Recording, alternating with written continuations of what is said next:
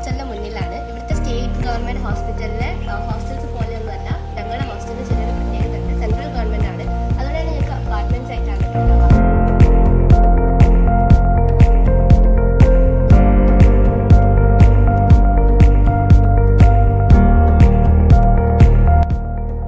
ഇങ്ങനത്തെ 3 ബിൽഡിങ്ങിലായിട്ടാണ് ഞങ്ങളുടെ ഹോസ്റ്റൽ ഇവിടെ ഉള്ളത്. അപ്പോൾ ഞാൻ എല്ലാം കാണിച്ചു തരാം. അപ്പോൾ വീട്ടിലേക്ക് പോകുന്നതിന് മുന്നേ സബ്സ്ക്രൈബ് ചെയ്യാത്ത ആരെങ്കിലും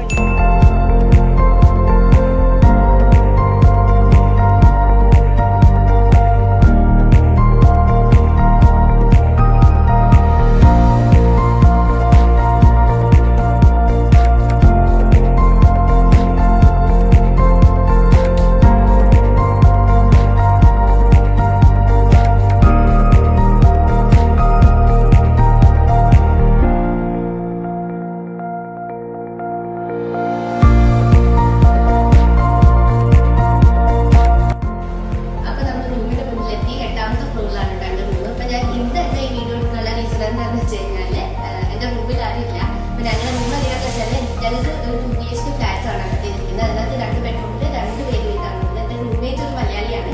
അതിൻ്റെ കൂടെ ഫ്ലാറ്റിൽ 2 തെലുങ്കൂസും കൂടെ ഉണ്ട്. അപ്പോൾ ഞങ്ങൾ പിന്നെ ആരും ഇവിടെ ഇല്ല. എക്സാം ഒക്കെ ആയതുകൊണ്ട് നാട്ടിൽ പോയിരിക്കുകയാണ്. അപ്പൊ ഫസ്റ്റ് ഇയർ മുതൽ എന്റെ റൂം ഇതാണ് കേട്ടോ.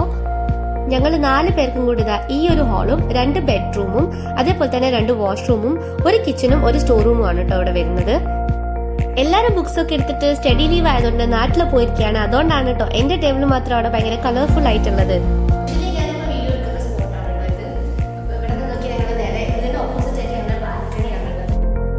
അതിനുശേഷം മൈക്ക് ഓഫ് ആയി പോയതറിയാതെ ഞാൻ എന്തൊക്കെയോ പറഞ്ഞുകൊണ്ട് നിൽക്കുന്നുണ്ടായിരുന്നു. എന്തായാലും പറഞ്ഞത് ഇത്രയേ ഉള്ളൂ. ഇത് ഞങ്ങളുടെ ബാൽക്കണിയാണ്. ഇതേപോലെ തന്നെ ഒരു ബാൽക്കണി അവർക്കും ഉണ്ട് കേട്ടോ അവരുടെ റൂമിനകത്ത്. ഞങ്ങൾക്കിത് ഹാളിലാണ്.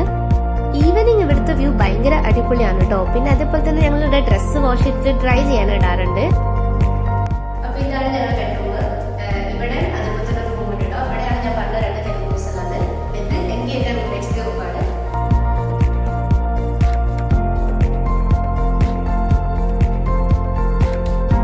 ഒരു സ്റ്റുഡന്റിന് അവര് കട്ടിലും വാർഡ്രോബും ഒരു സൈഡ് ടേബിളും അതേപോലെ തന്നെ ഒരു സ്റ്റഡി ടേബിളും ചെയറും പ്രൊവൈഡ് ചെയ്യും. ഇതേപോലെ തന്നെ ഒരു റൂമും വാഷ്റൂമും ആണ് കേട്ടോ അവർക്കുള്ളത്. അതുകൊണ്ട് ഞാനത് കവർ ചെയ്തിട്ടില്ല. അതിന്റെ കൂടെ ഞങ്ങൾക്ക് ഒരു കുഞ്ഞു കിച്ചണും സ്റ്റോർ റൂമും ഉണ്ട്.